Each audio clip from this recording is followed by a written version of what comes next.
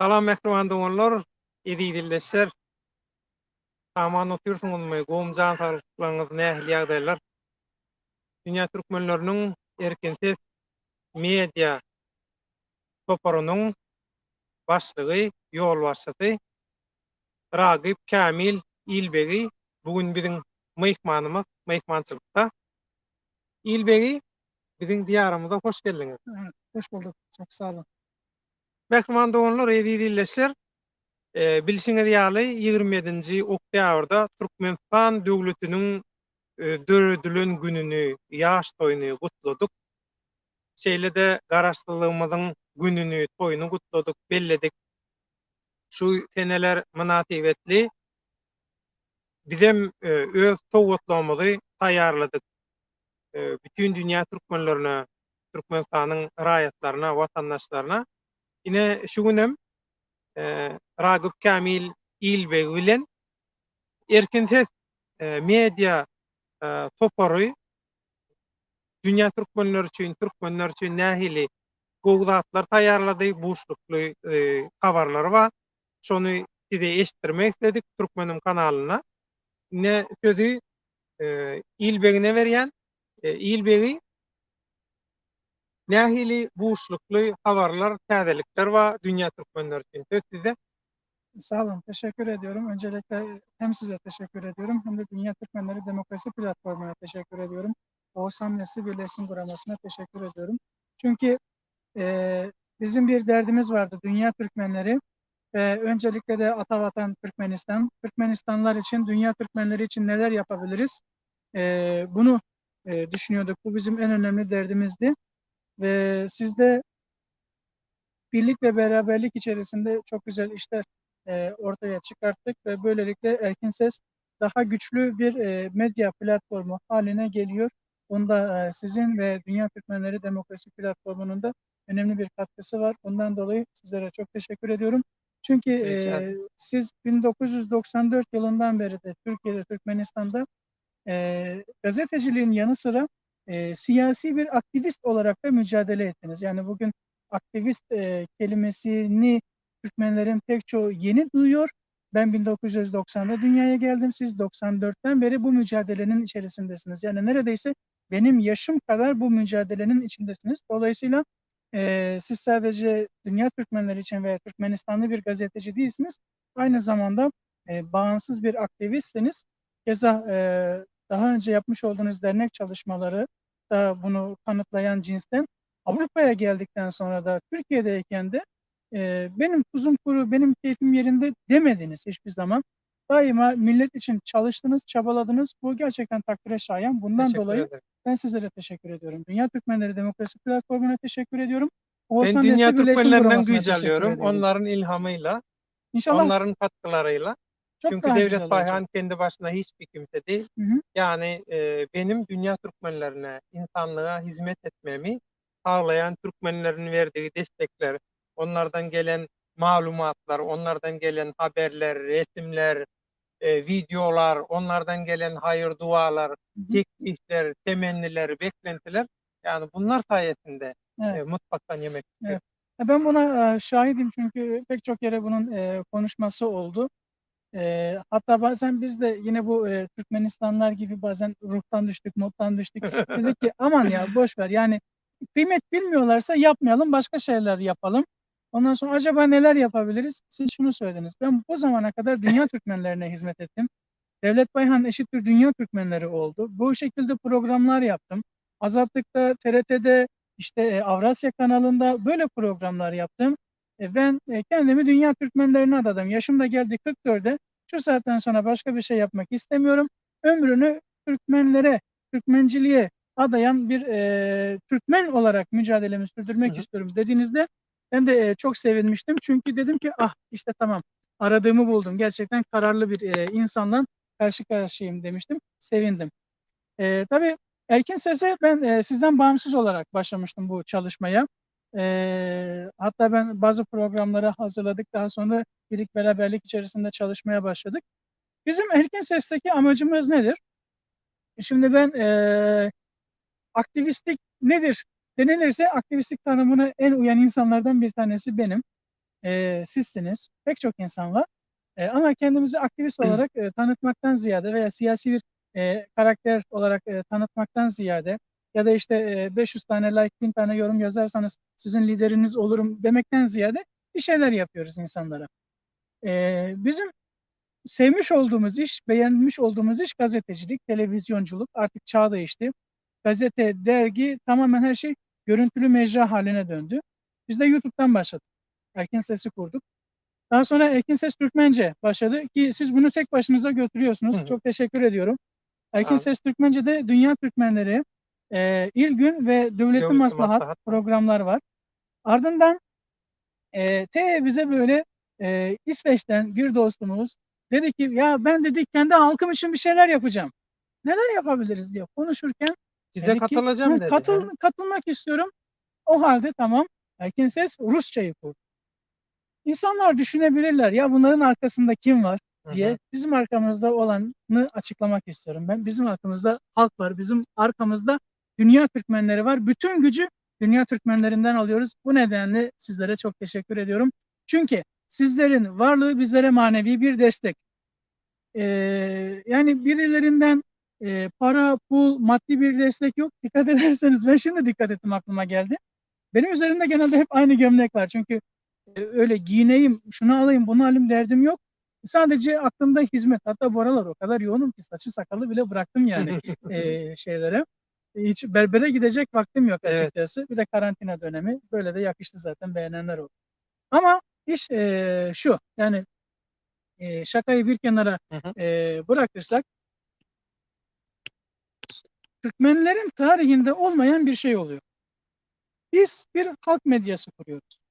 Ve açık söylemek gerekirse bu halk medyası Türkmenistan devletini de rahatsız edebilir, başkalarını da rahatsız edebilir.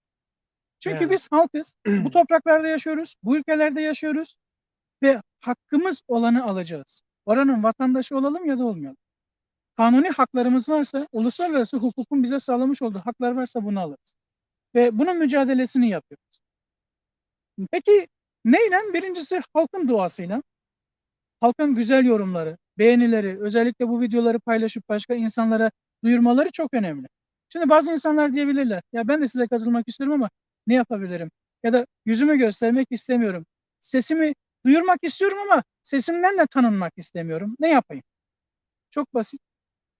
Like, yorum, paylaş. Her videoyu mümkünse paylaş. Arkadaşlarına gönder. WhatsApp'tan, İmo'dan gönder. Ya sesini de değiştirebilir ama hiçbir şey yapamıyor. Her şeyden çekiniyorsa hiç olmazsa şu videoları paylaşsın. Bakın biz bu saatler içerisinde başka işler yapabiliriz. Milyon dolarlık işler yapabiliriz. Zengin olabiliriz. Ülkeler arası ticaret yapabiliriz. Ufuk geniş, her işi yapabiliriz. Ama şu değerli saatleri biz dünya Türkmenlerine armağan ediyoruz. Yani size her şeyi verebilirler. Her şeyi verebilirler. Ama zamanı veremez. Bu dünya Türkmenlerine harcamış olduğumuz zamanı geriye döndürme şansımız yok. En değerli servetimiz. Kendime de harcayabilirim, aileme de harcayabilirim, bir başkasına da. Ama biz bunu dünya Türkmenlerine harcıyoruz ve gecemizi gündüzümüzü onlara harcıyoruz.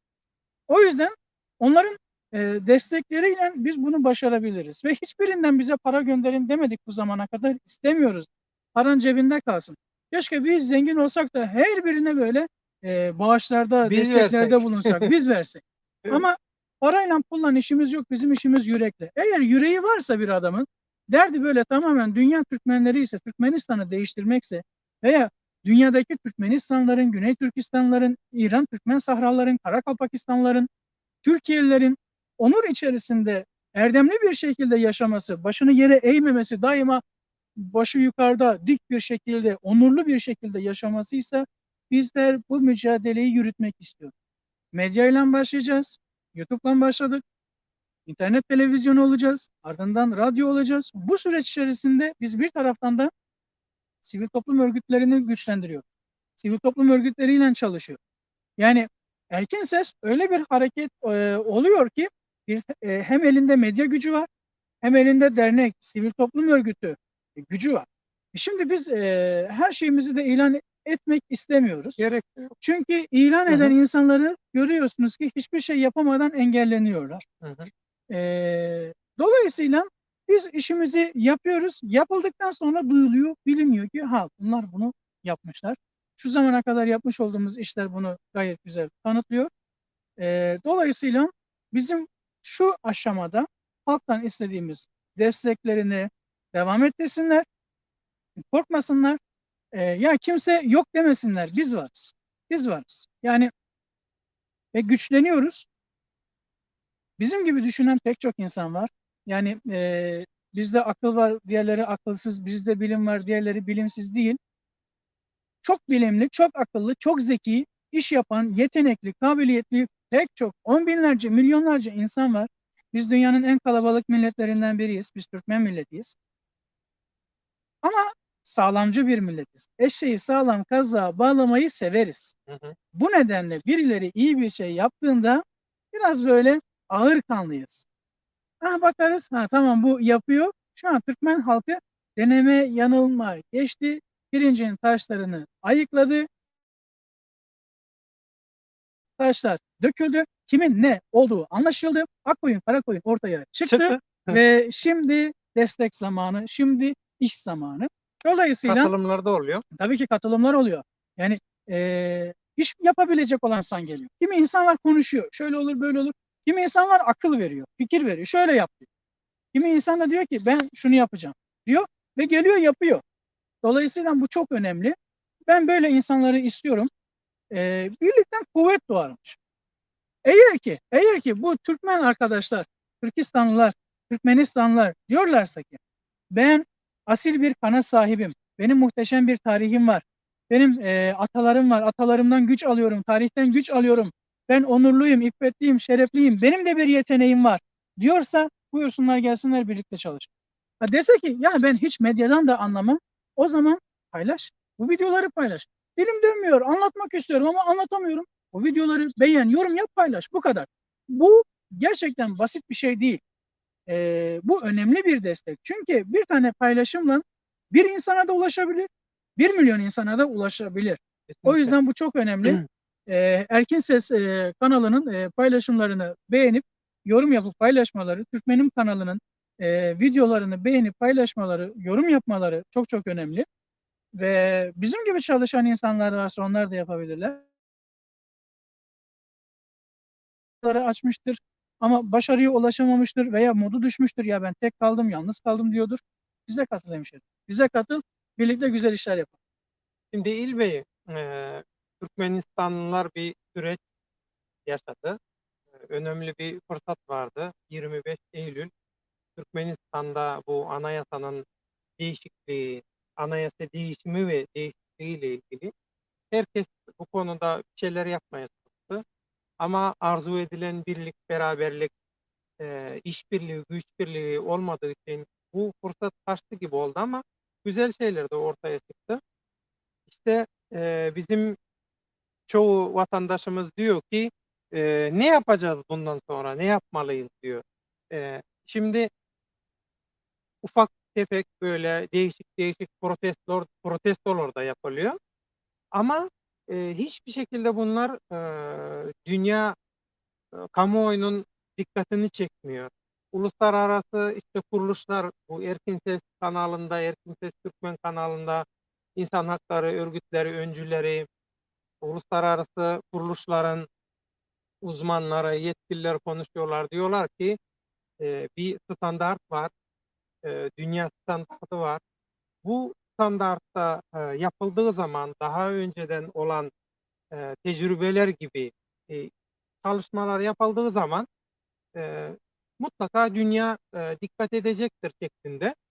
Peki sizin görüşünüz ne bu konuda? E, Şimdi hiçbir şekilde dünyanın tepki vermediği, ilgi duymadığı, e, hatta protesto demenin bile doğru olmadığı bu gibi eylemlere devam etmek doğru mu sizce? Mesela 25 Ekim'de eğer yanılmıyorsam Türkmenistan'ın Halk Hareketi grubu tekrar bir konsolosluk önünde e, bir gösteri veya şey programladı ama henüz bir şey ortada yokken polis 3 kişiyi aldı götürdü, bir kişiyi bıraktı, 2 kişi Cuma Safar'la Bayram şu anda içeride. Yani e, gençler, özellikle bu aktivistler, bir şeyler yapmak isteyenler ne yapmalı? Ne yapmalı da bir sonuç olmalı. Yani şu ana kadar sonuç yok gibi geliyor. Yoksa biz yanlış mı görüyoruz? Şimdi aslında şu an aslında gerçekten protestoya, eyleme, mitinge benzemeyen bu eylemlerin her biri çok kıymetli ve bu eylemlere, protestolara katılan herkesin adı Türkmen tarihine yazılmalı. Türkmenler bunun ne kadar kıymetli bir iş olduğunu, bunun ne kadar kıymetli bir eylem olduğunu 10 yıl sonra, 20 yıl sonra anlayacaklardır. Çünkü bu işlerde olmasa hiç olmayacak. Deneme yanılma yöntemiyle gidiyor bazı şeyler. Hı hı. Tecrübe ediyor Türkmenler. Bu çok daha iyi. Burunları sürte sürte düşe kalk. Şimdi diyelim ki sizin bir çocuğunuz var ve bu çocuğun koşucu olmasını istiyorsunuz. Alıyorsunuz bebeği getiriyorsunuz bu bayıra. Diyorsun ki burası bayır olduğu için daha hızlı koşarsın. Sen koşucu olacaksın. 1 yaşında bir çocuk. Koş dediğinde tepe taklak aşağıdaki köye kadar yuvarlanacaktır. Onun koşucu olabilmesi için siz onu önce iyi bir şekilde beslemeniz gerekiyor. İlk 2 yıl ana sütü vermeniz gerekiyor. Onu güzel bir şekilde beslemeniz gerekiyor. Eğitmeniz gerekiyor ve sürekli idman yapmanız gerekiyor. Böylelikle o sporcu olacak. Ya da 20 yaşında birisini sen koşucu olacaksın desen, şimdi beni getirip deseler ki ya Kamil sen koşucu ol, tamam mı? Kaybederler. Kazanmalarına imkan yok. Ama benimle 1 yıl boyunca çalışırlarsa, durmadan Kamil'i koştururlarsa, Kamil tığ gibi bir delikanlı olur. Ondan sonra koşar. Birinci olamasa bile hiç olmazsa 3. olur, 5. olur yani. Yani Kazanabilirler. ilk ona girersin. Hiç girerim yani. İlk ona kesinlikle girerim. O halde ne yapmak gerekiyor? Çalışmak gerekiyor. Şimdi Türkmen halkı çalışan insanlar. Çalışmanın ne olduğunu biliyorlar. Çiftçilikten örnek vermek gerekirse bir ekin ekiyorlar, buğday Hı ekiyorlar. hı. Bunu beklemeleri gerekiyor. Eğer ki bunlar hayvancılıkla uğraşıyorlarsa bir anda hemen hayvanlarını büyütüp satamıyorlar. Yemlemeleri, bir şey yapmaları gerekiyor. Hı hı. Ama iş eylemlere, protestolara gelince çok aceleci davranıyorlar. Ya bir an önce olsun bitsin diyorlar. Bir an önce hadi devirelim diyorlar. Bunun en önemli etkisi de şu ana kadar çıkıp konuşan bu kendisine aktivistim veya siyasi Bloggerci. bir Bloggerci. örgüt lideriyim, dernek lideriyim, siyasi bir karakterim diyen adamlar.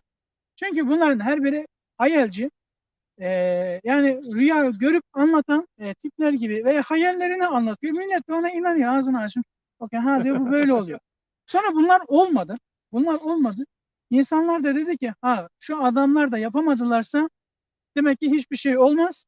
Biz o halde bu şekilde gider, bir şey olmayacak. O zaman biz sokağa da çıkmayalım, meydana da çıkmayalım dediler. Benim buradan çağrım şu olsun, kendisine bloggerım, Maalesef YouTuber'ım, etkisi yok. şeyim buyum diyen herkese ben diyorum ki eğer ki bir şey yapamıyorsanız çenenizi kapatın, oturun.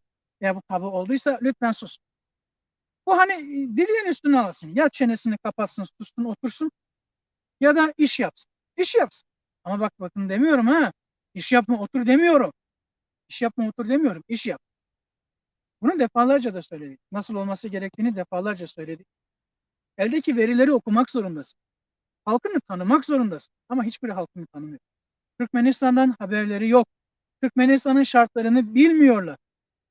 Türkmenistan Kanada'ya benzemez, Fransa'ya benzemez, İsveç'e benzemez, Türkiye'ye benzemez, Özbekistan'a benzemez. Türkmenistan, sizin de söylediğiniz gibi, bilinen hiçbir şeye uymaz, hiçbir kalıba uymaz. Çünkü burası Türkmenistan. Ya. Burası Türkmenistan. Burası zıtlıklar ülkesi, burası farklılıklar ülkesi. Burası hiçbir kalıba uymaz. Öncelikle bunu bileceksin. Bu birincisi. İkincisi, Türkmen tarihinden anlatıyorlar Sovyetleri, onun öncesini, sonrasını filan. Halk eğer ki moddan düştüyse, ruhtan düştüyse bunun sebebi de Berdimuhamedov değil, yine bu adam. Evet. Sürekli halkı aşağılıyorlar. Sürekli halkı aşağılıyorlar. İş bilmez, cahil, o bilmiyor, bu bilmiyor. Sonra kavga ediyorlar. Sürekli dövüşüyorlar. Sürekli dövüşüyorlar. Koca karılar gibi ya dedikodular yapıyorlar ya da işte kendisini 3 kuruşa satan kadınlar gibi pis pis muhabbetler yapıyorlar. Ya iftiralar atıyorlar ya sahte böyle fotoğrafları, karikatürleri koyuyorlar. Yalancı, alçak, ikiyüzlü, düzenbaz insanlardan kimse medet ummaz. Ve geçmişi karanlık, geçmişi gizli, pis, problemli olan insanlarla da medet ummaya gerek yok. Öte yandan güzel de bir atasözü var. havlayan köpek ısırmazmış. Havlayan köpeklere itibar etmeyin. Yani bu atasözü olduğu için ben kimseye Evet, köpek evet. demiyorum ha. Hı hı. Kimseye köpek demiyorum. Anladım. Lafım başka Hı hı. yere çekmesinler. Havlayan köpek ısırmazsa o halde iş bilenlerle beraber olmaları gerekir ve mümkün mertebe kaliteli işler yapsınlar. Parka çıkmaları da, bahçeye de çıkmaları kıymetli. Çünkü hiç olmazsa evde oturmuyor devlet. Hı hı. Hiç olmazsa evde oturmuyor. Nasıl yapılacağını bilmiyor. Meydana çıkmak da tehlikeli. Hı hı. 3 kişi, 5 kişi ne yapayım diyor.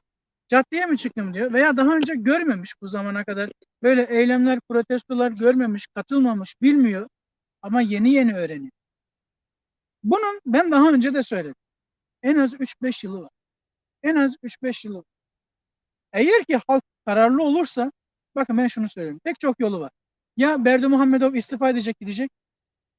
Ya da Berdimuhamedov şeytan bile olmuş olsa, çocukları da böyle ailesi de cehennemden fırlayan tipler bile olmuş olsalar, orada kalabilmek için bir şeyleri değiştirmek zorunda kalacaklar. Islahat yapmak zorunda kalacaklar. Yani ilk yılları gibi. Yoksa yani ne olursa olsun dünya tarihi böyle. Ne kadar zalim bir adam da olmuş olsa, eğer ki halk birleşiyorsa, kenetleniyorsa karşısında kimse duramaz. Yani bir tane değil, milyon tane Berdimuhamedov olsa, milyar tane yeğeni de olsa duramaz karşısında. Asker de duramaz, polis de duramaz. Çünkü dünyadaki örneklere baktığınızda doğrudur. Asker, polis gelip sizi coplayabilir. Biber gazı sıkabilir. Tazikli su sıkabilir. Hatta daha ileri gidip önce plastik mermi ardından gerçek mermiyle ateşle edebilir. Ama bir yere kadar. Bir yapar, iki yapar. Çünkü neticede bu insanlar her ne kadar asker de olsa, polis de olsa hala robot değiller. Kukla da değiller. Bir şekilde bir vicdanları var. Ve eğer ki siz kararlı olursanız Türkmen polisinin, Türkmen askerinin önünde tek bir seçenek vardır. Zalime destek veren, halkını katleden bir katil olmak, halkına zarar veren bir katil olmak ya da halkının yanında yer alan bir kahraman olmak. Bazı kahramanların adını ne yazık ki tarih zikretmez. Ama Allah bilir, Hı hı. melekler bilir ve o halk bilir. O köylüler bilir, o obalılar bilir. Ne zaman ki onun adı anılsa rahmet ile yad edilir. Bu yüzden Türkmen polisi de, Türkmen askeri de, Türkmen aktivistler de, bütün Türkmenistanlılar, bütün dünya Türkmenleri rahmet ile yad edilsinler. Geleceğe bir şey bırakalım. Yoksa dünya Türkmenleri dünyadan silinir gider. Bakın, bugün biz dünya Türkmenleri için bir şey yapıyoruz. Peki ya bizim çocuklarımız, ya torunlarımız? Bunun garantisi yok. Dilimiz yitip gidiyor. Kültürümüz yitip gidiyor. Adı kalıyor Türkmenin. Sadece Türkmeni tarih kitaplarında okuyacaklar. Hititler kaldı mı? Urartular nerede? Evet. Pek çok Asya, Persler nerede? Yani gitmişler, kaybolmuş. Anlatabiliyor muyum? Eski kadim uygarlıklar yok artık. Niye? Çünkü dönüşe. Örneğin adam işte Türkiye'de 73 millet Türkiye'de yaşıyor. Yine adına Türk diyor. Ama milliyet olarak baksan aslında Türk değil. Fakat vatandaşlık bayram bağlanmış. 3 aşama yani 3 jenerasyon, 4 jenerasyon sonra kendisine Türk demiş. Halbuki belki ataları Hindistan'dan gelmiş. Belki Bangladeş'ten, belki Mozambik'ten gelmiş. Ama şimdi diyor ki ben Türk'üm. Hı hı. Ha, bu kötü bir şey değil. Ama siz milli değerlerinizi de korumak zorundasınız. Bugün dünyada en hızlı bir şekilde yozlaşan ve yok olan değerlerin başında Türkmen kültürü geliyor, Türkmen tarihi geliyor. Bunun da ana nedenlerinden bir tanesi Türkmenistan'ın kapalı bir devlet olması. Ben sizin kanalınız vasıtasıyla Türkmenistan hükümetine, bakanlıklara, Türkmenistan polisine, Türkmenistan askerine seslenmek istiyorum. Bugün dünya sınırlar kayboluyor. Herkes kapılarını birbirine açıyor. Kendi kültürünü, kendi tarihini tanıtmak için hem turistik olarak, hem eğitim olarak, hem sağlık olarak pek çok çalışmalar yapıyor. Ama Türkmenistan kapalı bir ülke. Türkmenistan'dan haber almak zor. Gitmek, gelmek bunlar çok zor şeyler. Eğer ki Türkmenistan'da yaşayanlar ülkelerini seviyorlarsa bu güzel ülkeyi, bu güzel şehri dünyaya tanıt. Ama sansür ile tanınmasın. Diktatörlük ile tanınmasın. Hapishanedeki masum Afganistan Türkmenleri ya da hapishanedeki masum Türkmenistanlılar ile tanınmasın. Düşünmek bir suç değildir. Düşünmeyi durduramazsınız. Düşünmeyi engelleyemezsiniz. Düşünmeyi engelleyen herkesten mücadele etmek zorundayız. Türkmenistan'ın adı iyilikle, güzellikle, çağdaşlıkla, demokrasiyle, onur ile, adalet ile anılsın. Bunu sağlayabilirler. Bunu sağlayabilirler. Halkı sevsinler, kendilerini sevsinler ve zalime kul olmaktan vazgeçsinler. Eğer ki böyle bir fikirleri varsa dediğim gibi bize bir şekilde ulaşsınlar. Bir sürü sosyal medya hesabımız var. Bize mutlaka bir yerden ulaşsın. Teşekkürler. Mehriban onlar bilişine diýäli Dünya Türkmenleriniň erken tez kanalyna ors dilinäki bölümimiz öz işine başlady. Türkmen dilinäki gepleşiklerimiz aýratyn erken tez türkmenni aýyrdyk, ýörüýte bir bölüm etdik. Şoň üçin her kim öz bilýän dilini Türkmenistany bütün dünýä tanatmaga tynançdyn, tanatdyn. Şu Türkmeni dünýä dürli dillerde tanıtmak üçin alyp barylýan işlere gollaw bersin, öz goşundyny goşdun. Meselem bizim Germaniýada bize tomaşa edýän türkmenler bar. Ýani türkmenistanlylar az, baram bolsa kän bardygy belli däl ýaly. Ýöne türkmen tähraly türkmenler bar meselem. Şolaňam çağalary bar, bärde eýem 20-30 ýyl bäri önüp ösen nemis dilini gowulýa, öýde de öz türkmen diline gepleşýär. Men şu pursatdan peýdalanyp etjek haýyşym Germaniýadaky Ýewropaň beýlik döwletlerindäki türkmen maşgalalardan ýene Türkmenistanly däl, Owganstanyň gelen ýa-da türkmen tähradan gelen tapawudy ýok. Haýsy dünýä türkmeniň wekili bolsa bolsun tapawudy ýok.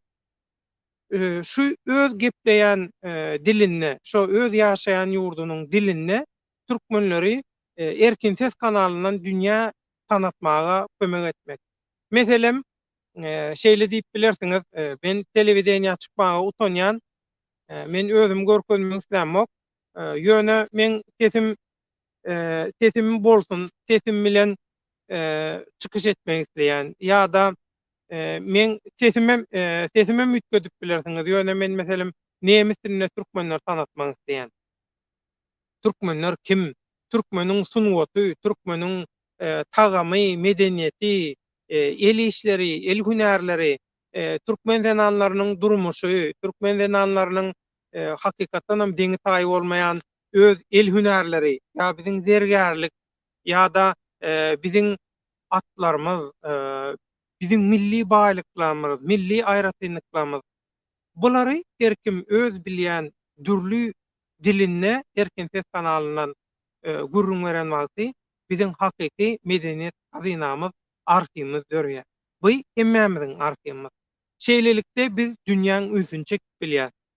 Bir adam türkmenler tanandan soň şeýle bir soraw dörýär türkmenlerde. Bäh, bular ýaly bolsa türkmeniň taryhy, medeniýeti, sunwaty şu günkü nähili ýagdaýda. Bu türkmenler häzir näme diýär, nähili ýagdaýda diýip onuň şeý diýip eýäm türkmen bilen gyzyklanyp başlaýar. Türkmeniň meseleleri dünýäň gün tertibindäki esasy meseleleriň arasyna girip başlaýar. Biz şeý diýip medeni taýdan, sunwat taýdan mediýaň güýjüni biz ulanyp bilsek, erken ses kanalymyzyň üstü bilen onu biz hakykatdan hem pellikana has tiz barýar. Bolmasa häzir bir diktatoryň gideni bilen, aýrylany bilen, öleni bilen, keselläni bilen ýagdaý ütgemez. Şoň üçin hemme zady biz akyl paýgat bilen, aň düşünje bilen döwrüň şertlerine görä taýýarlamaly, şoňa görä taýýarlyk görmeli. Düýbüni tutmaly. Öz döwletimiziň, medeniýetimiziň, göreşimiziň. Şoň üçin hem şu göreşe hemmelen gatnaşmaga çağırýan. Amerikadakylar ingliz dilini gowulýar, inglizçe bilýär. İngiliz diline taýýarlasynlar. Meselem Amerikadan hem türkmeniň sunwadyny tanadýan gepleşikler taýýarlajak. Hakykatdan hem halkyň töýür ugurlary we olaram ýakyndan netip bolsa erken ses kanalyna siziň öňüňize çykyp öz gepleşiklerini siziň dikkatyňyza hödürlärler. Şeýle-de Ýewropada da dürli ýurtlardan bize goşulyp ekrana çykmak üçin taýýarlyk görüp beren eginleşlerimiz, illeşlerimiz we aktivistlerimiz we bularam netip bolsa ýakynda hemmesini görürsiňiz. Erken ses kanaly ulolýa. Şoň üçin Türkmenim kanalynam hemmäňe-de çağırş edýär. İl wagtly işlere tizem goşulun. Şu wagt bir taryh ýazylýar. Şu taryha tizem goşandyňyzy goşun. Gol çekilýär taryhyň aşagyna. Siziň hem goluňyz bolsun taryhda. Erteki bir gün çagaňyz, agtyňyz, çoğuluňyz, ýuguluňyz, geljekki ýedarkaňyz siziň bilen buýsunsun. Diýsin, birinji gezek türkmeniň nur erkin öz başda mediýasy döredildi. Şunno da men inha ata-babalamyň, plan arkamyň, plan arkalamyň, dogan garnaşlamyň, dostýarlarynyň goşandy ba diýip buýsunsun. Gelin şu buýsunçly işe sizem gatnaşyň. Bilelikde, bilelişip agdy birlikde türkmeni dünýä tanadalyň. Biz özümizi tanadyp bilsek, bize her hili gollo hemme zat bolýar. Dogrudanam bizim görüşümüz hakyky manada öz maksadyna ýetýär. Bolmasa her kim öz billiginden professional ýagdaýda dälle şeýle köçe çykyp, parka çykyp, dağa çykyp, tokoýa çykyp, o taýda gillenip, bu taýda gillenip edilýän zatlar, ýani İlbeg aýtdy, muňam peýdasy bar diýdi. Dogry ýöne muň peýdasy nähili? Muň peýdasy global derejede däl, dünýä meşberine däl. Häzir teknologiýa, bilim, ösen aň düşünje bize mümkinçilik berýär. Biz näme üçin şu mümkinçilikden peýdalanmalyň? Inha montaj edip bilýän dostlarymyz gelip bize kömek edip yerli ýerden goşulyp dur. Ondan dürli animasiýa taýýarlaýanlar aýdýar. Inha bizem siziň işçiňizde goşunt goşjak, goşuljak, iýberiň gepleşikliňizde şolary bizem size goşulyp, şolary ýaly bize goşulyp ulolly şu wagt erkensiz maşgalasy. Muň netijesini nesip bolsa, ýakyn wagtda görürsiňiz, her kim öz taýýarlygyny görýär şu wagt. Taýýarlygyny tamamlap butorandan soň siz erkensiz kanalyna dürli dillerde türkmeni buýsandyrýan, türkmeni dünýäň gün tertibindäki esasy temalaryň arasyna getirýän bir görünüşi öz mediýamyz bilen nesip bolsa ýeter. Media bolmaly. Mediýaň güýji gaty güýçli. Şoň üçin hem İlbegi erkensiz kanalyny şoň üçin açdy, ýöredýär we şoň üçin biz goşulyp bileleşip hereket edýär. İl gün bähritli. Şoň üçin şu işte gaty uly sowap bar. Gelin her kim yerli ýerden öz elinden näme gelýän bolsa goşunt goşsun. Devlet Bey, bir konuya açıklık getirmek istiyorum. Elbette ki bu küçük protestoların bir faydası var. Nedir? İşte protestonun nasıl yapılıp nasıl yapılmayacağını insanlar öğreniyorlar. Hı hı. Bunun bir faydası var tabii ki. Ama Türkmenistan devleti onları ciddiye alır mı? Hayır, almaz. Peki Türkiye onları ciddiye alır mı? Hayır, Türkiye de onları ciddiye almaz. Sadece şu ortaya çıkmış olur. Şurada 3-5 kişi var. Gidin onları bir şekilde alın. Bir sizi içeri alırlar. Şu anda öyle oluyor. Şu an oluyor. Şu anda olan o Şu an yani. oluyor. O yüzden Ama örgütlü hareket edilirse, bir medyayı arkasına alarak, yanına alarak hareket edilirse. Devlet Bey, eğer ki sokağa çıkacaklarsa 10.000 kişi, 20.000 kişi aynı anda sokağa çıkmaları gerek. O zaman Türkiye devleti de, Türkmenistan da, dünyanın hangi ülkesi olursa olsun bir 1000 kişi titrer, bir diyelim. kendine gelir. Evet, 1000 desek. Tamam mı? Yani 1000 de olur. Yani eğer Başlangıç ki ciddiye için. alınmak isteniyorsa bu 1000 kişi bir araya gelir. İstanbul'da 10.000 kişi de bir araya gelir. Eğer ki 10.000 kişi İstanbul'da bir araya gelirse insanlar sizi ciddiye alır. Bakın, sadece ben değil, ben, siz, pek çok insan Türkmenler eylem yaptığında veya yapacak olduğunda haber ajanslarından televizyonlara, gazetelere kadar her birine haber verdi. Sadece belli başlı yerel, lokaldeki gazeteler falan bunun haberini yaptı. Ulusal ölçekte bunun haberleri yapılmadı. Sadece ulusal ölçekte işte Türkiye vatandaşlarıyla evli Türkmenistanlarla ilgili bir iki tane haber yapıldı. Bu da magazinsel içerikte yapıldı. Detaylarına inilmedi bunu. Kimse ciddiye almıyor. Ama kaliteli bir medya olursa, ben sokağa çıkıyorum, konuşuyorum. Niçin? Beni duysunlar diye. Nerede konuşuyorum? Park ve bahçelerde. Kim dinleyecek beni? Mezarlıklardaki ölüler mi dinleyecek beni? Bu yanlış. Hoş, güzel ama bu yanlış. mezarlıkın tema olarak seçilmesi de yanlış geliyor. Çünkü insanı motive edici bir şey. Biz neden bugün buradayız? İnsanlar motive olsun. Bak, çölün dışında başka da bir hayat var. Evet. Bak, medeni bir hayat var. Hı hı. Bunlar da köylü. Evet. Bunlar da köylü. Bunlar da çiftçi.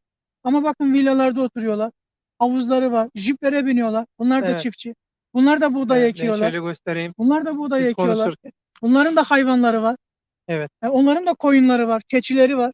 Ama insan gibi yaşıyorlar. Onurlu bir şekilde yaşıyorlar. Medeni bir şekilde yaşıyorlar. Tatile Fransa'ya gidiyorlar, Japonya'ya gidiyorlar, Türkiye'ye gidiyorlar, Alanya'ya, Antalya'ya gidiyorlar. Siz de onlara hizmet ediyorsunuz. Bunlar da çiftçi. Türkmen halkı da çiftçi. Türkiye'dekiler de çiftçi. Ekinimizi nasıl ekeceğiz bunun derdindeler. İşte o yüzden ne yapmak gerekiyor? Dünyada saygın bir şekilde hayatı hak ediyoruz. Onurlu bir şekilde, güzel bir şekilde yaşamayı hak ediyoruz. O zaman ne yapacağız? O zaman ne yapacağız? Sesimizi en güzel bir şekilde duyurmamız gerekiyor. Sokağa mı çıkacağız? Sokağa çıkacağımız zaman 1000 kişi, 5000 kişi, 10.000 kişi aynı anda sokağa çıkacağız. Ama bu süreç içerisinde hepimiz suçluyuz. Niye? Çünkü sen iş arkadaşına anlatmamışsın. Türkiye'de çalışıyorsun, patronunun haberi yok. Ya. İşte açıyorsun böyle evlilik programlarını izliyorsun, dedikodu yapıyorsun. Ama işte demiyorsun ya Ayşe abla biliyor musun bizim memlekette de böyle oluyor. Ahmet abi biliyor musun bizim memlekette de ne kadar zulüm var. Evli kadınlarımız var, aileler var ne kadar zulüm yaşıyor. Veya senin yaşamış olduğun sıkıntıdan bile haberi yok. Kadın orada bakıyor işte evinde çalışmış olduğun kişi. Vah vah bunun yuvası yıkılmış.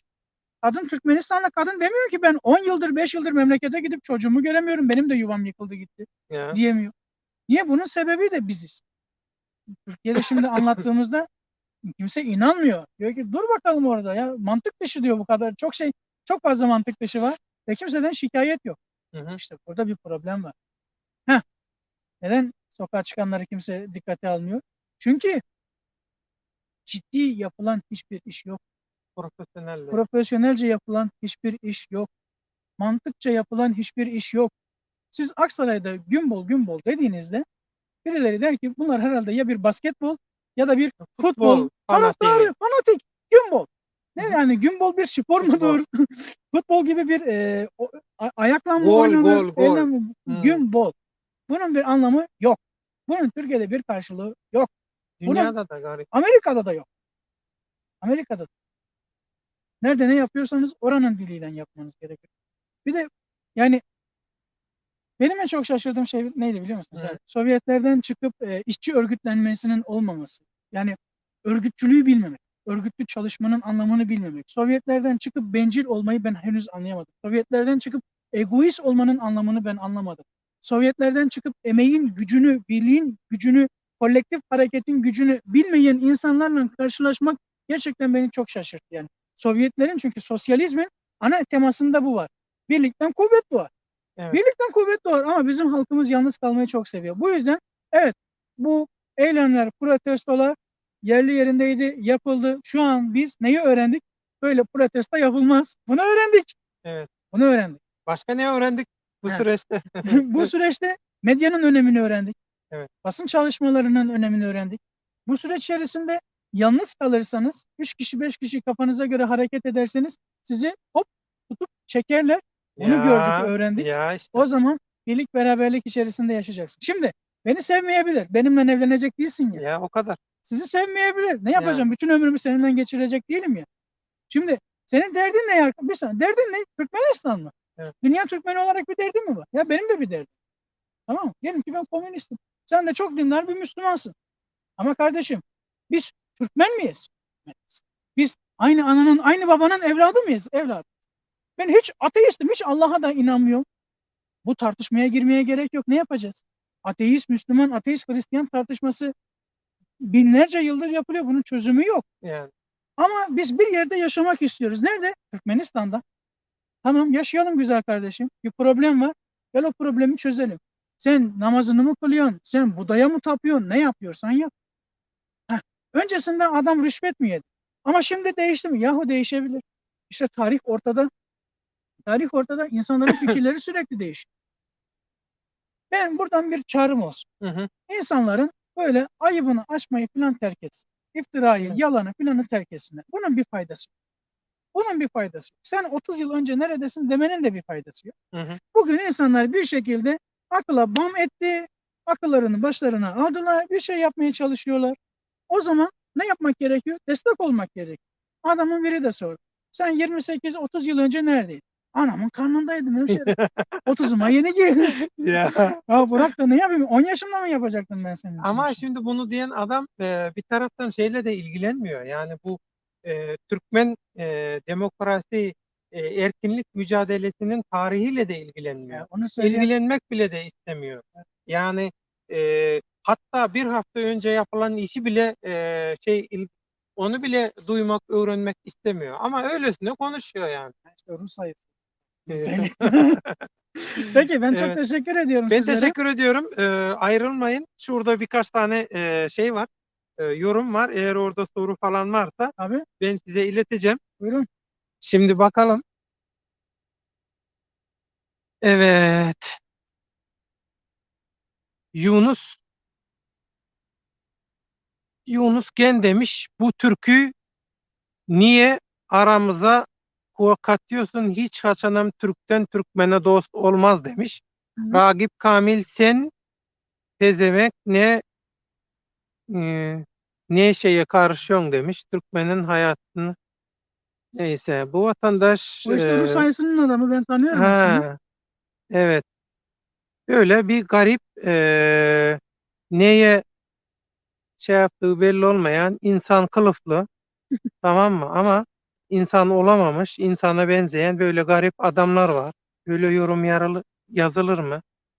Birincisi Yanlarında sizler olun diyor. Biz zaten kovan cuman demiş. Biz zaten Devlet Aga bir adam, hizmetteyiz. Devlet Aga Hı hı. bir adam özüne Türkmen aytıp dese ki e, Türk'ten Türkmen'e dost olmaz, kömek gelmez, o bir adam değil. Onun özü zaten o bir zat değil. Bir adam Türkiye'de doğup olsa, Türkiye'de yetişip büyüyüp olsa, Amerika'da, Rusya'da, Germanya'da büyüyüp kalsa da o adamın hatta ki oranın öz vatandaşı da olsa bu adamın bir kanı var. Hı hı. Bu adamın bir genetiği var, DNA'sı var. Hı hı. Yani men en o zatımı Türkçe dilinde aytyan, ona göre de men Türkçe aytyan. Hı hı. Men bundan 2 ay içeriye kadar Türkmence hiç gürleşmedim aytanıp. Benim atam ecem üyde Türkmence hiç aytmadı, gürleşmedi. Men de bunu işitmedim şu zamana kadar. Tabii abi men hem zat İstanbul'da buldum. Men liseyi, üniversiteyi Türkiye'de okudum ve Türkmenler de, yani Türkmenistan Türkmenleri de son 10 yılda gelip vardı. Optimin Ersarıyım. Men Ersari dilinde de gürleşecek bolsam bu Türkçe'ye köp yakın, ozağı yok. Ama Türkmenistan'ın resmi Türkmencesi gürleşin deseniz onda mene künçilik bolar.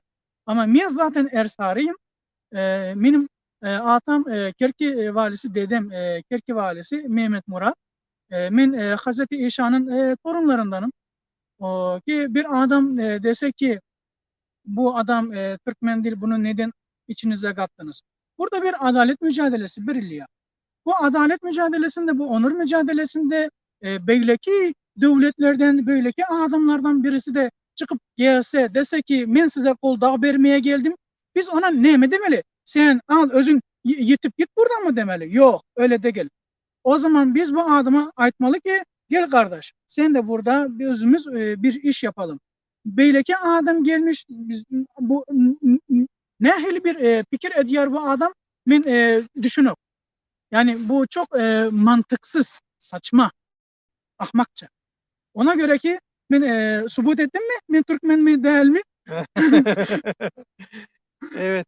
O. Yani Şimdi Kürt de bu olsa, Ermeni de bu olsa, Rus da bu olsa, Tacik bu olsa, Tatar bu olsa derse ki siz insan, siz Adem, o zaman siz govi bir hayatı hak ettiniz. O zaman ben size golda vermeye geldim.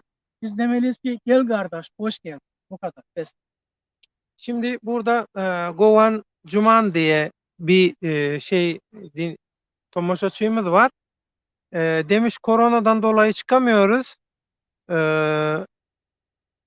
Nasıl yardımcı olabiliriz? Patron çıkmadı söylüyorum demiş. Şimdi koronadan dolayı çıkamıyoruz diyor.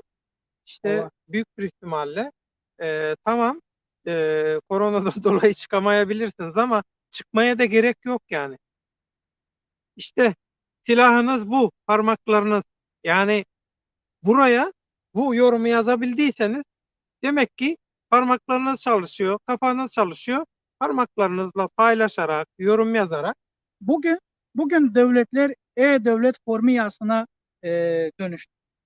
Bunun mesela mektepler vardı. Şimdi mektepler televizyonda.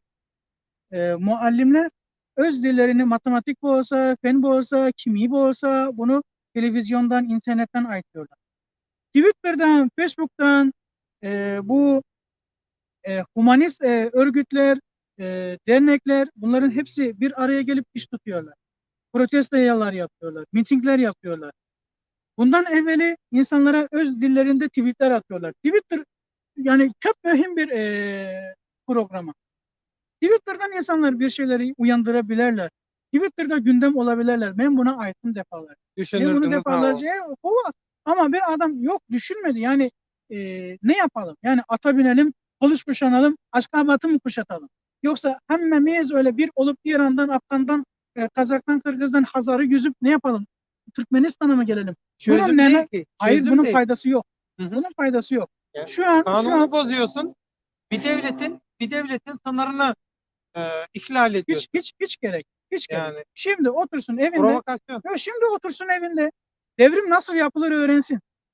Bolşevikler, Bolşevikler işte Lenin, Bolşevik ihtilali nasıl olmuş bunu öğrensin. En yakınından örnek veriyorum. Hı hı. İran devrimi nasıl olmuş? Kurtuluş Savaşı nasıl olmuş? Küba'da Ernesto nasıl mücadele etmiş? Onu görsün öğrensin. Küçücük Tayvan'da, Hong Kong'da nasıl protestolar oluyor? İşte ne bileyim Hindistan'da İngilizlere karşı özgürlük mücadeleleri nasıl oldu? Afganistan'da basmacılar nasıl hareket ettiler? Nasıl bir mücadeleleri vardı? Cüneyt Han kimdi?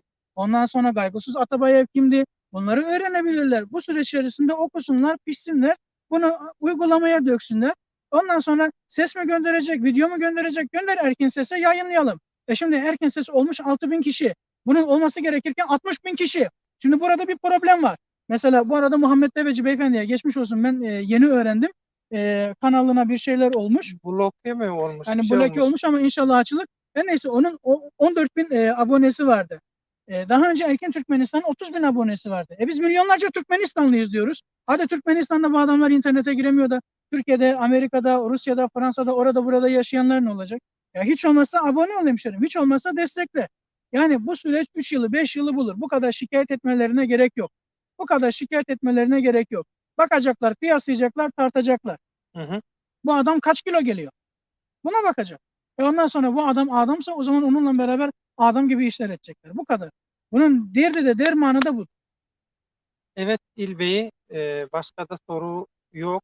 E, Millet büyük bir ihtimalle dinleniyor hafta sonu. Pazar. Yayınımızı burada bitirelim. Çünkü birazdan İl Gün programı için benim söyleşi yapmam Hı gerekiyor. hı. Mehriman doğanlar, İlbegi mıhmançılığı geldi.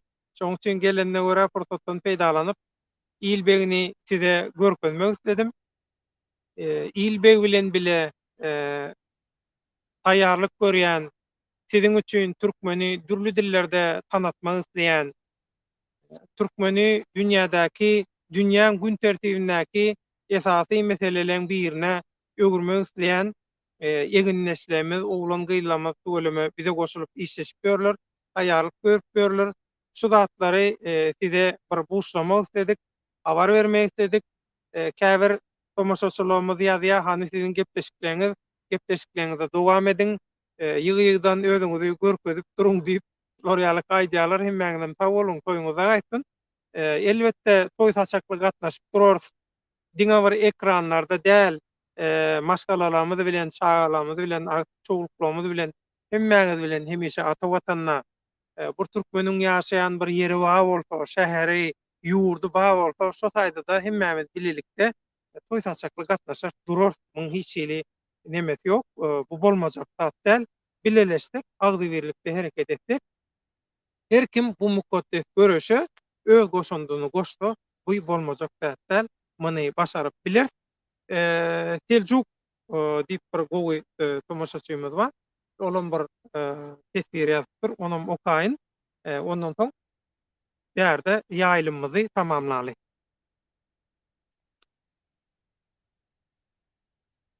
Selçuk Hudaýberdiýew, Döwlet agam İlbegi gardaşymyz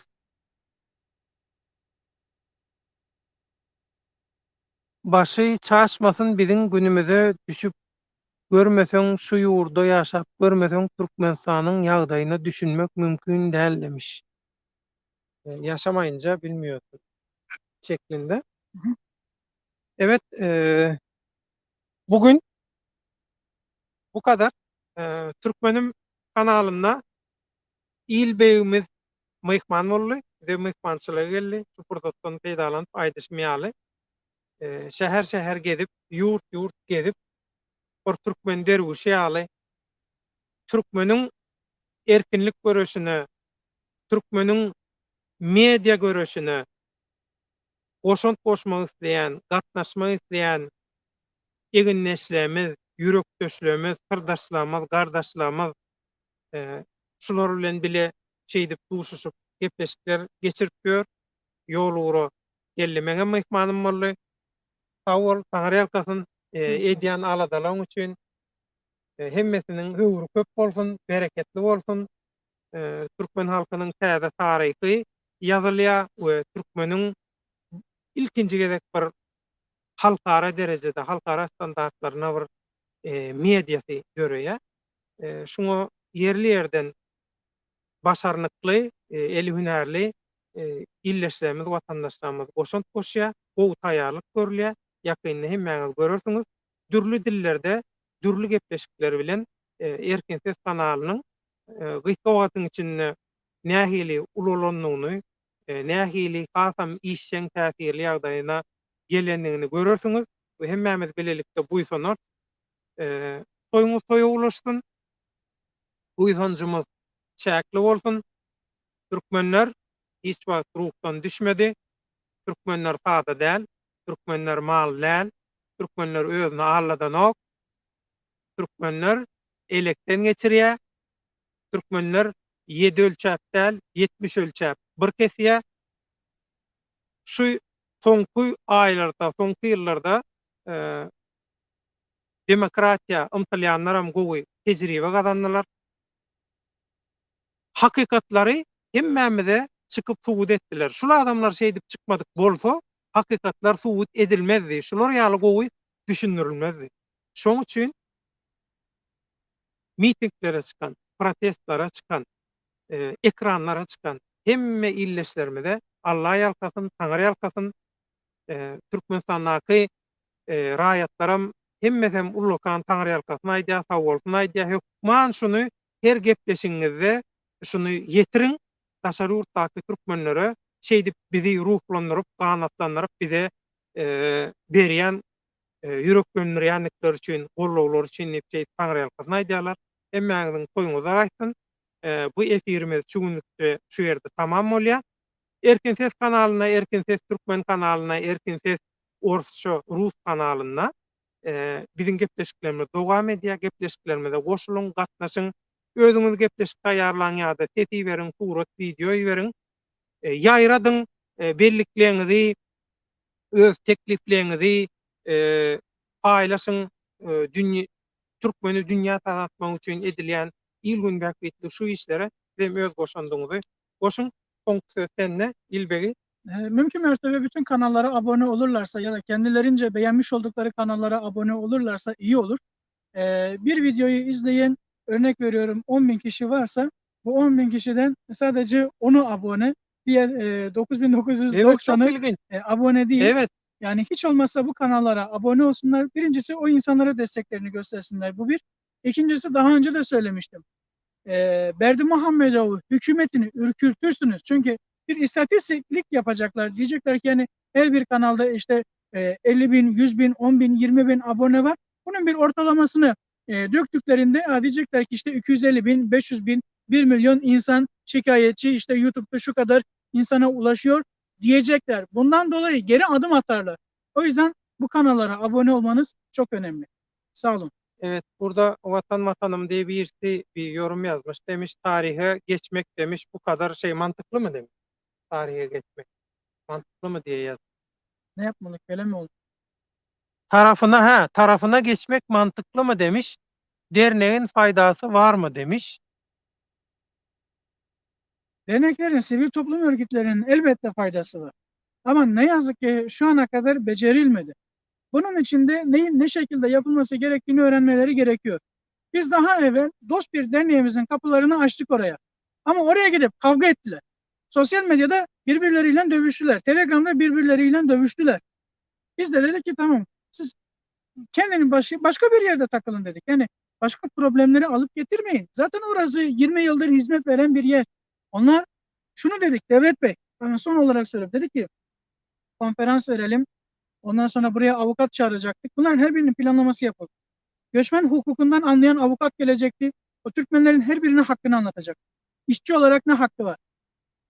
O ikametgah olarak ne hakkı var? Sığınmacı olarak ne hakkı var?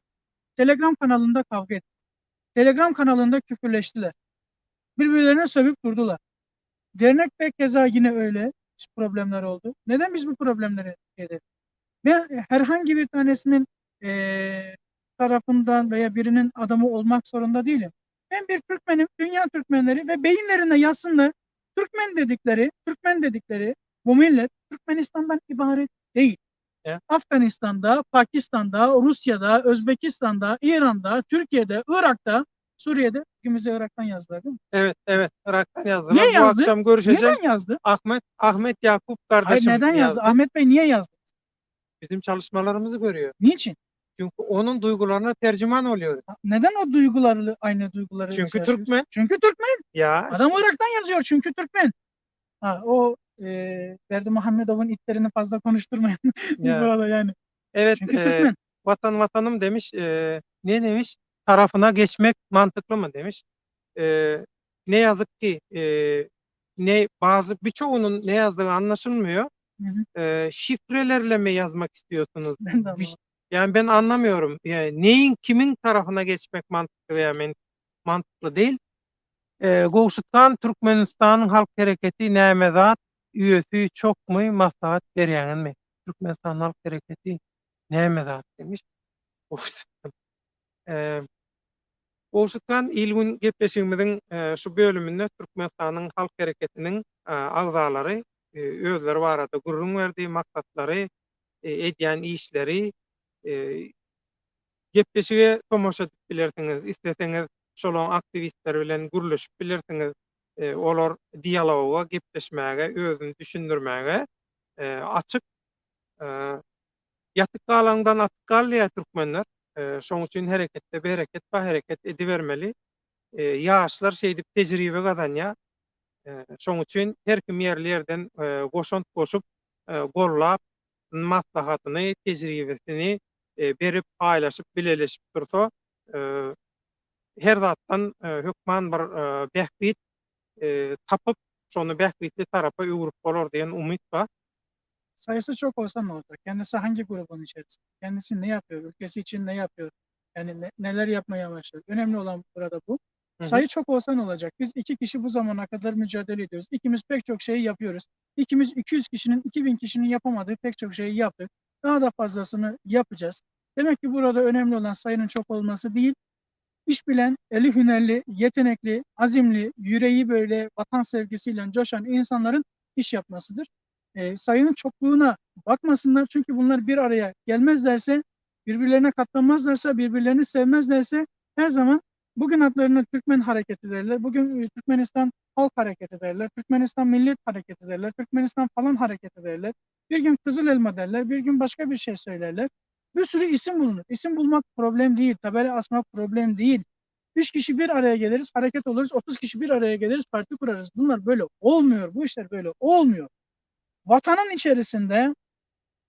içerisinde tertemiz pırıl pırıl insanlar da var, vatanın içerisinde kirli insanlar da Yazıyorlar, var. konuşuyorlar. Vatanın içerisinde türlü türlü insanlar var, türlü türlü insanlar var. Önce vatan, Bir adam farklı dinden olsa, farklı siyasi görüşten olsa ama diyorsa ki vatan, O zaman bu adamlar bir araya gelmek zorundalar. Eğer ki her bir vatan diyen adam bir araya gelirse o zaman milyon olurlar. Devlet Bey Evet, çok sağ olun. Goğuş, Benim söyleyeceklerim bu kadar. evet Goğuştan demiş ki men şu anda häzir haýsam bolsa opozisiýanyň içinde bolmak islenmek, halk bolup görüşilýän ýerde görünmek isleýän wagty gelende bizem görkezers eden işlerimizi inşallah diýmiş. Goşutkan opozisiýanyň içinde bolmak islenmek diýär. Opozisiýa ýok, içinde bolar ýaly. Opozisiýa ýok goşutkan. Bolsa bir netije bolardy, dogry dälmi? Bir zat bolsa. Meselem, ýagyş ýagsa näme bolýar? Öl bolýar. Şeýlemi? Ýagyş ýaganda. Ýöne häzir gün çykyp duran bolsa, howa guram bolsa, ýagyş diýsen bolmaz-a, ýagyş ýaýar diýsen. Edil şolar ýaly. Ben buradan söylemek istiyorum. Hı hı. Afganistan Türkmenlerinden hangisine, hangi Afganistan Türkmeni derneğe gidildi? İşte Türkmenistanlara yardım verin, Türkmenistanlara destek olun denildi de. Kim 1 milyon dolar, milyonlarca dolar para istedi? Hangi Afganistan Türkmeni bu? Hangi kişi, hangi dernek? Safar Bey söylemiş. Hayır, bunu orada yazdılar, tamam mı? Yani burada şikayet edip şöyle böyle diyen insanlar birilerinin yalanlarını taşıyorlar. O işin adı önemli değil. Birilerinin yalanlarını taşımak. Ben buradan soruyorum. Hangi Afganistan Türkmeni? Hangi Afganistan Türkmeni Türkmenistan Türkmenlerine destek vermek için 1 milyon dolar kimdi, kimden istedi? Yani bakın, ya iftira atıyorlar, ya yalan konuşuyorlar, ya dedikodu taşıyorlar. Hiçbir şey yaptıkları yok. Bu şekilde de olursa hiçbir şey olmaz. Allah şahit olsun ki böyle kafa olursa, tamam mı? Kimisi küfür ederse, kimisi iftira atarsa, kimisi kavga ederse, kimisi tartışmaya gelirse, kimisi de akıl verip ben hiçbir grubun içinde olmak istemiyorum, ben hiçbir ekibin içerisinde olmak istemiyorum derlerse hiçbir şey olmaz. Devlet Bey, dilerseniz programı sonlandıralım. Yorum yaparlar insanlar, daha sonra da Evet. yaparlar, siz onlara yanıt verirsiniz. Evet, ben şimdi sohbete katılmam Hı lazım hı. il günü. Mehriman doganlar edilirler. Şuňky köpetişimizi il günü bilen bile. Erkin Ses kanalynaky, Erkin Ses kanaly ululýar, giňelýär, köp işler bolýar. Şunu buşlamak istedik. Ýakynda täze gepleşikler, täze dillerde türkmeni bütün dünýä tanadyp, türkmeni dünýädäki dünýä gün tertibinde bolan esasy temalaryň arasyna goşup şeýdip üns çekip şeýdip özümizi dünýä kabul ettirip tanadyp görüşimizi, güýjümizi güýç katmak isleýär, güýjümize güýç goşmak isleýär. Şuňa da siziň hem goşulmaňyzy bileleşip agyrlyklykda hereket etmemizi isleýär.